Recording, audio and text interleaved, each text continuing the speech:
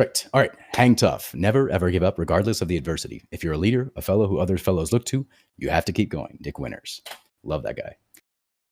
All right. Today we're getting into aviation weather. Here's the battle plan. We'll start with a short sim session, and then we'll have the opportunity to discuss our fuel system if you guys had a chance to look at it. If not, we'll move on. We'll get into aviation weather. It's the first of a series of weather topics. We'll do our quiz and assign some homework. As usual, if you have questions, by all means, speak up and ask them. So let's watch our sim scenario here, and let's talk about what happens. Let me turn this down because it's always super quiet. Or sorry, super loud, excuse me.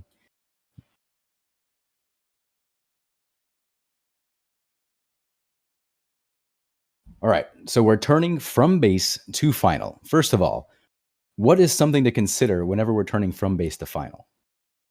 Beware of spins. Yeah, that is the most common area for pilots to spin. So we want to be very careful about turning from base to final. Here we've got airspeed about 60 knots. We are coming up on final. It looks like we're getting pretty slow.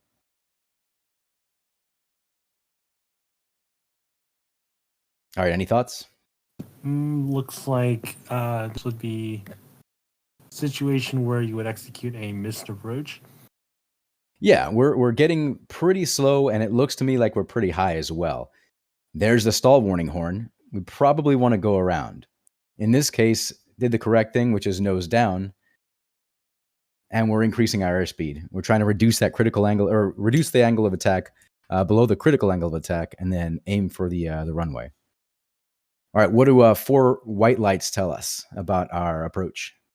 Too high. Yep, that's right. We're too high. And now we're executing a slip where we bank into one direction and add opposite rudder to reduce our altitude.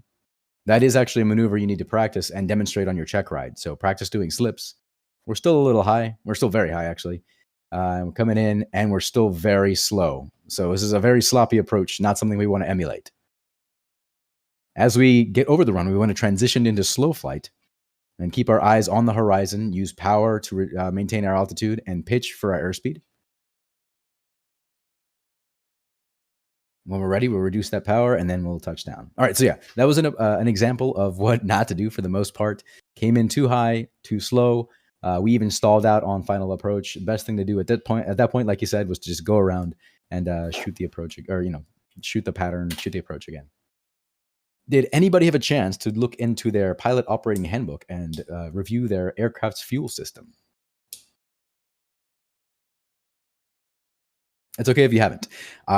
It's not required for the knowledge exam. And so we're not going to really go into it too much today. But I want you to go take a look at your pilot operating handbook for your specific aircraft. If you're flying the 150 or the 172 or an Archer or an Arrow, go grab your POH and go review the fuel systems. Like in the Cessna 172, the fuel tanks are up in the wings and they go into the engine, right? That is not the same for all aircraft. This is an aircraft, by the way. This is the airplane. So the fuel tanks are up here on the wings. Other aircraft have low wing, and so they're going to have fuel tanks below the engines, or lower than the engines, or not necessarily as high as the 172. So we want to go review our fuel system and see how it all works together. So on your own, go take a look at your aircraft's fuel systems. All right, questions before we get into weather. This is going to be a lot of stuff. We're going to cover a lot of stuff in the next few weeks on weather. So feel free to ask questions at any point. Yeah, are you going to look at those super hard to remember weather minimum things again? Yeah, we can review those. Not sure if they're in here today, but I can pull them up after the presentation and review them if you like. Yeah, you don't have to. I definitely would not remember them anyway. Sure. I can also give you. I made a YouTube video which is essentially just flashcards, and you can just review them. That's how I learned them. I made flashcards and studied them, and then you learn them within a day or two. But yeah, I'll send that, and then we can also talk about them at the end of this one. All right, getting into weather. What is the main cause of weather on Earth? It's a heat exchange. It's the uneven heating of the Earth's surface by the sun. This causes different pressure and altimeter settings, And then there's the Coriolis force that deflects winds to the right in the northern hemisphere. The Coriolis force is super cool, and we're going to talk about it here in a second. In plain English, it's caused by the Earth's rotation. The deflections are less at the surface due to slower winds and slower at the surface due to friction. Let's take a look at what this actually means. Let's look. Imagine you are at the circus, or you're at a carnival, and we're looking down at a carousel or a little merry-go-round. Here at the center, ignore this end for now. At the center of this merry-go-round, we've got one dude hanging out, and he's going at a certain velocity, rotational speed, right? And he has a tangential velocity, and I forget what it's called. It's the other velocity that actually pulls a centripetal. Centripetal velocity or acceleration that pulls him towards the center of the circle. And at the center of the circle, those are relatively small. Here at the edge of the circle, we've got a greater tangential velocity and a greater centripetal acceleration pulling him towards the center. And so if he were to stop all of a sudden, he would, be flung out, tangentially, out, right? Now, if you have a football, let's pretend we've got a football here and we're tossing it between our two participants here. If you throw this football, it's going to have this and this, right? It's going to continue moving tangentially faster than this guy. So it's actually going to look like this. It's going to be flung out away from the center of the circle, right? And if you do the same thing from the inside here, it's going to have a smaller velocity tangentially and like that. And it's going to fall behind the guy out on the edge. He's going to try to throw it out towards this guy, and it's going to fall behind as he progresses around the center of this, or around the circle. Now, if we imagine that football are clouds, wait, let me go back. Does that make sense? Anybody not tracking or not following on that? I believe I saw an analogy where you are like pushing the ball from the inside to the outside, and then the ball kind of follows this curved path. Yeah, exactly. It wants to follow a curved path. We're throwing it this way, but it's going to continue with its initial velocity out towards the tangential to the circle, and it's going to trace this curved path. Same thing with this one, and you see they both deflect to the right, right? If the circle is moving in this direction.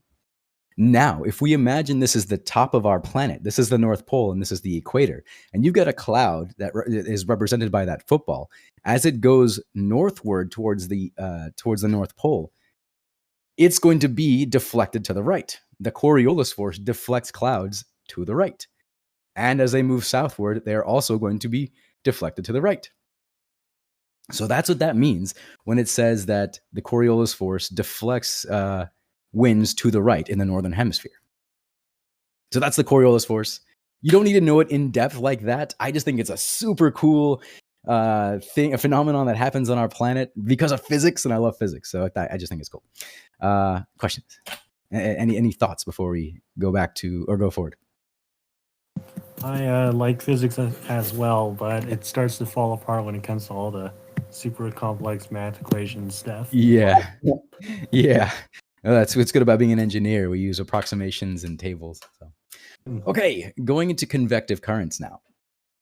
Sea breezes are caused by cool and more dense air moving inland off water. So if we have if we have the ocean or some large body of water over here and the Earth over here, the sun's going to warm up the Earth faster than it's going to warm up the water. Water tends to retain its temperature longer than plant life and the ground. So this parcel of ground is going to heat up this parcel of air faster than than this area. So that air is going to rise. And because of the different pressures associated with these two bodies of air, the air is going to go to the cooler air, and it's actually going to get drawn from the cold area into the warmer air because it's more dense over here and less dense over here. It's going to move inland, and it's going to draw air back out like this. So this is a sea breeze, and these are called convective currents because they rise and fall. The same thing kind of happens at night, except now The water tends to retain its temperature, so it's going to stay warmer longer than the ground is. So it's going to warm up this parcel of air above it. The same thing's going to happen. The warm air is going to rise. It's going to draw air in from the land, or I guess out from the land, and it's going to rotate like this. And it's called a land breeze because it's coming from the land to the water. Yeah, you guys tracking? Cool. I hope I explained that okay. What causes weather? Heat exchange. That's right. And why are winds often slower near the surface? Slowed down by obstacles. Yeah, or surface friction. Very nice. What are sea breezes caused by? Water retaining heat better. Yeah, all right. Yeah, they're caused by cool and more dense air moving inland off the water. Yeah, but yeah, you're right. The air or the water is going to retain that heat longer, or it's going to retain its temperature longer than the ground, and so this differential of temperature and pressure. When do land breezes occur? At night. Yeah, at night. Same reason. Water tends to retain its temperature more than the ground. Bam. Cool. Now, continuing on our discussion of convective currents, remember that's anything that has rising or falling air. Thermals depend on solar heating. So if we have an area over here that tends to heat up faster, like pavement, and then we've got this body of water that does not tend to heat up very fast, these pockets of air are going to have different temperatures and pressures, and they're going to rise and fall. And so as we're, especially on glide path, we want to be very careful about what we fly over and pay attention to that because it can affect our performance, right? So, yeah. Now let's talk about fronts. Fronts are a zone of transition between two air masses. Air masses are basically large bodies of air that have a similar set of characteristics like pressure, density, and temperature.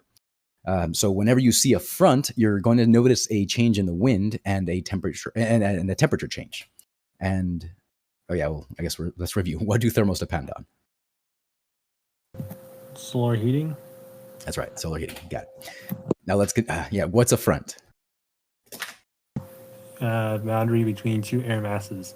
You got it. It's on a transition between two air masses. What causes the Coriolis force? Part of the Earth spinning faster than another. Yeah, it's the Earth's rotation, really. That's what causes it. And why does warm air tend to rise? Less dense than cold air. Yeah, there you go. You got it. So let's continue our discussion of fronts. This is what a warm front looks like. Keep in mind that cold air tends to have higher pressure than warm air. So some things you're going to notice here, if you look at our altimeter settings in Pittsburgh, right here, the altimeter setting is 3002. So it's higher pressure than St. Louis, which is a pressure of 29.60 inches of mercury. So there's going to be a change in pressure as a front comes in. You're also going to see different cloud formations. Because warm air is less dense than cold air, it's going to tend to ride on top of the cold air. And as air is cooled to its saturation point, you're going to notice, visible moisture. And so these are the cloud formations that you're going to see as the warm air comes in. You're going to see cirrus clouds leading with cirrostratus, altostratus, and nimbostratus clouds following, as you progress in the front. Cold fronts tend to shovel under warm air, and so they create these cumulonimbus clouds. And so you'll see, cumulonimbus or very, very, very big fluffy clouds preceding a cold front. An occluded front is when you have a cold mass being pushed from behind by a warm front or warm air mass, and then another cold mass, a cold front, is coming in behind the warm air. And so now you've got warm air sitting on top of a cold mass and cold air shoveling under that warm air. So now you've got these cloud formations being produced. You've got cumulonimbus ahead of that cold front, and you've got these stratus clouds, nimbo, alto, and cirrostratus, and that cirrus cloud at the very top there. So that's an occluded front. Questions about the three types of fronts, the main types? Sweet. Let's talk about thunderstorms. By definition, a thunderstorm has lightning, and there are three phases. There's the cumulus stage. That's where You've got updrafts, and it's being, I like to think of it as accumulating. You've got the mature stage where now you've got rain down at the surface. And then you've got the dissipating stage where the storm cloud is raining itself out, really.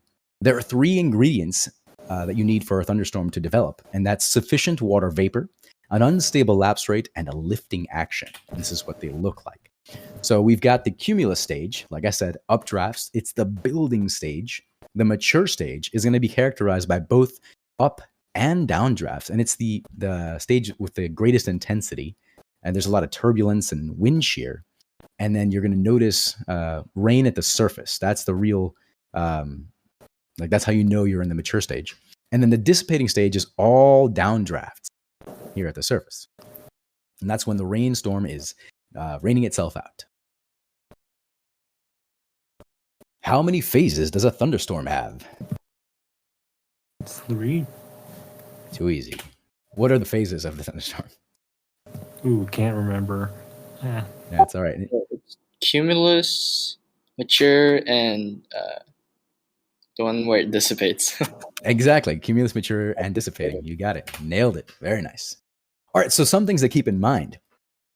First of all, you've got this like wispy cloud here. This is saying that there's a lot of wind this way, and it's blowing the cloud from our left to our right here.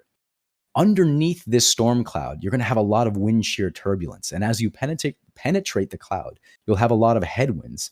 It's going to shear to a vertical, just downdraft, and then it's going to shear to a tailwind. And this is what it'll look like. We're going to get an improvement, and then it's suddenly going to just ruin our day, right? So that's kind of what it looks like when you penetrate the wind shear turbulence area of a thunderstorm. Also, keep in mind that a hailstorm or a hail can actually be flung way away from the thunderstorm, and you might get hail nowhere near the cloud. So be careful. We want to give these guys about 20 miles of space and just not fly near any thunderstorm clouds. Yeah, that's thunderstorms. So what happens in the cumulus stage? Air rises and starts to condense. Yeah, that's the building stage. You've got continuous updrafts, like you said, rising air. What happens in the mature stage? Both up and down drafts. That's right. And you've got that wind shear turbulence and then rain at the surface. And the dissipating stage? Downdrafts only. And that's when the storm is raining itself out. Yeah, remember that phrase. That's going to be on the test. What direction is this storm moving? To the right. That's right, from left to right. Got it. Now let's talk about squall line thunderstorms. These are non-frontal narrow band of thunderstorms, usually ahead of a cold front. These are going to be your most severe thunderstorm conditions. You're going to see a lot of heavy hail, destructive winds, and tornadoes. If you see this on a weather report, you really, really don't want to mess with it and give it all of the space that you can. That's squall lines. Then there's embedded thunderstorms. These are obscured because you've got clouds here, and inside this cloud is a thunderstorm. Right? And you want to be really careful and not penetrate and go, into an embedded thunderstorm because it's no fun. Like I said, 20 miles is the book answer. My answer is all of the miles. All right, let's talk about icing now. Icing is no fun because it can reduce our performance by a great deal. I think it's a 40% or a decrease of lift of 30% and an increase of drag of 40%, if I'm not mistaken. And there are a couple of ingredients that you need. You need visible moisture and temperature at or below freezing to develop ice. Remember that freezing rain causes the greatest accumulation of structural icing. That usually means that you've got warmer air above you, and the rain is coming into a colder pocket of air. That's where you are, and it's freezing on contact, right? It freezes on contact with your aircraft. That's freezing rain, and it, again, has the greatest accumulation. Ice pellets are a little different. They're caused when rain droplets freeze at a higher altitude, so they're already frozen, then they fall down. So freezing rain is wet until it hits your aircraft, then it freezes instantaneously. Then ice pellets are when the droplets are already frozen at a higher altitude and they hit the aircraft. So, where might you find the most severe thunderstorm conditions? In tropical areas, Yeah, you're not wrong, but squall line is the answer I'm looking for. What are embedded thunderstorms? hidden by clouds, That's right. And what does structural icing require? visible moisture, and low temperatures. Yeah, literally water and cold. Precisely. Now let's talk about mountain waves. These are really cool cloud formations that you don't want to mess with. They're called lenticular clouds. They are lens or almond-shaped clouds over mountains. They're found on the leeward side of a mountain. They may contain winds of 50 knots or more, and they look like they're stationary, but the winds are crazy through these guys. You can expect mountain wave turbulence when the air is stable and winds of 40 knots or greater blow across the mountain. So 40 knots and stable. So whenever we fly into the mountains, we want to be really not into, but above the mountains, we want to be really careful. If we penetrate, or if we try to, go from the right to the left here, as the wind is blowing right to left or left to right, and we go into the wind, it might drag us down into the mountain. Alternatively, if we're riding with the wind, we might actually again get sucked down into the leeward side of the mountain. So we want to give a good bit of altitude and a lot of respect for the wind flying over the mountain. There's actually entire classes dedicated to mountain flying, and I wouldn't say that I'm, an expert on mountain flying. So if you have the opportunity to go find a mountain flying school, I recommend it because it's a whole different type of flying up there. You've got things like density, altitude you got to worry about, these crazy wind and cloud formations, and landing on tiny runways at high altitudes too. So if you have the opportunity, go check out mountain flying schools. They're definitely worth it. There's that. Bam. All right. Tell me about this cloud formation. What's it called? Lenticular clouds, pretty powerful winds. All right.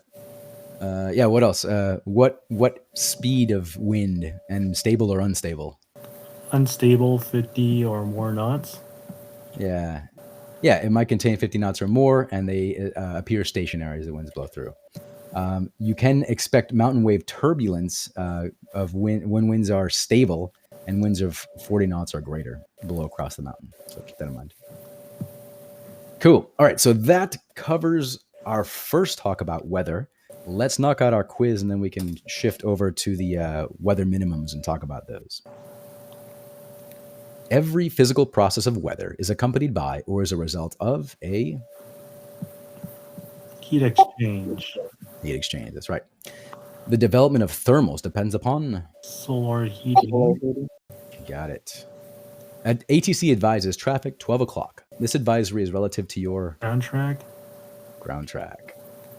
While on a VFR cross country and not in contact with ATC, what frequency would you use in the event of emergency? 121.5. Too easy. Who should not participate in the land and hold short operations program? Student pilots. Student pilots. The boundary between two different air masses is referred to as a Front. front. One of the most easily recognized discontinuities across a front is Temperature. change in temperature. If there is thunderstorm activity in the vicinity of an airport at which you plan to land, which hazardous atmospheric phenomenon might be expected on the landing approach? Wind shear. Wind shear, you got it. During the life cycle of a thunderstorm, which stage is characterized predominantly by downdrafts? Dissipating. Dissipating. Which weather phenomenon signals the beginning of the mature stage of a thunderstorm? Maximum growth rate. Ooh, nope. This one's precipitation beginning to fall. Rain at the surface. That's all right. One in-flight condition necessary for structural icing to form is Visible moisture. visible moisture. You got it. An almond or lens-shaped cloud which appears stationary but which may contain winds of 50 knots or more is referred to as Lenticular. lenticular cloud. You got it. A non-frontal, narrow band of active thunderstorms that often develop ahead of a cold front is known as Squall line. squall line. What is the expected fuel consumption for a 1,000 nautical mile flight under the following conditions? Pressure altitude 8,000, temperature 22, manifold pressure 28.8 inches of mercury, and wind calm. I'm going to do this one with you guys. So I definitely recommend taking the time to knock these out too. It's good practice. Mm-hmm.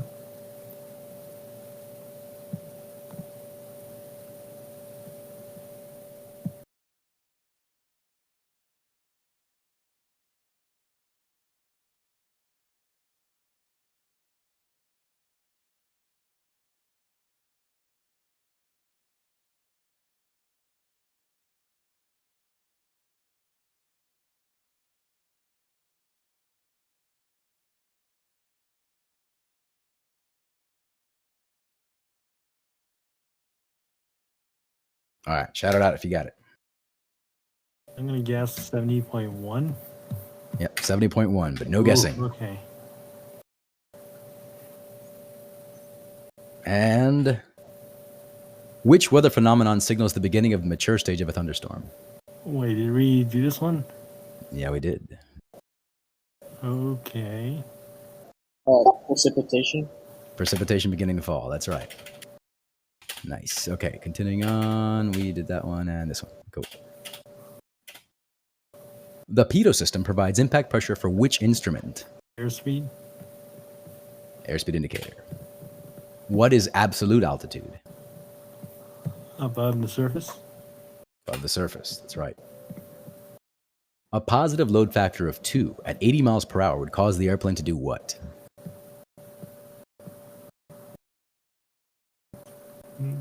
Operate normally.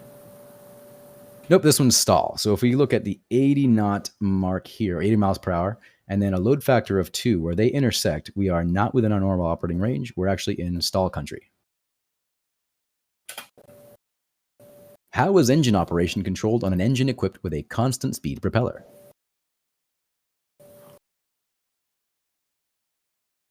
A. That's right. Throttle controls power output as registered on the manifold pressure gauge, and the propeller control regulates engine RPM. If 60 pounds of weight is located at X and 200 pounds at Z, Zulu, how much weight must be located at point Y, Yankee, to balance the plank? And I'll do this one with you guys.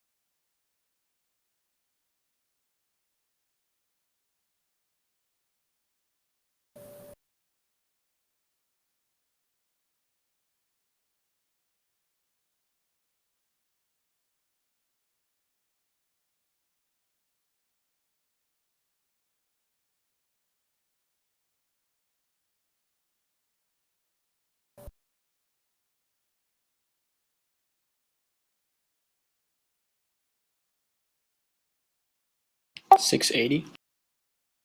So we got, yeah, 680. There you go. Nice. And here's the math in a prettier form. Nicely done.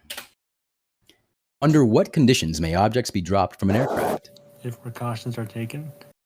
That's right. I love this question. If precautions are taken to avoid injury or damage.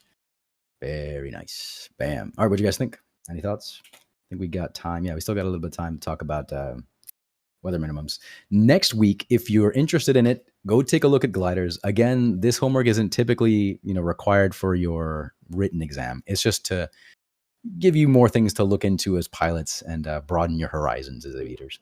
Keep studying the airplane flying handbook and the PHAC, and then do quizzes, practice exams as often as possible. And then let's change gears and talk about weather minimums. They're my references. Bam. Okay.